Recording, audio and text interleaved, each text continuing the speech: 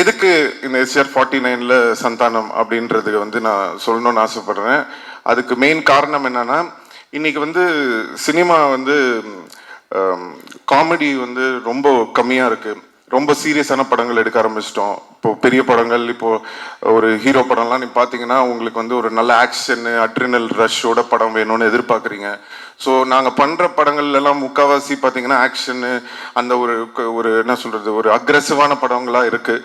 So Tamil சினிமாவில் ரொம்ப ஒரு ஜாலியாக, சாஃப்டாக, ஃபீல் குட்டான படங்களும் நிறையா வரணும்.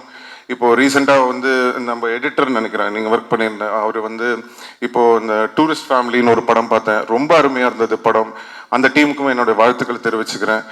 எதுக்கு சொல்கிறேன்னா, சந்தோஷமாக ஹாப்பியான படங்களும் வந்து நிறையா வரணும்.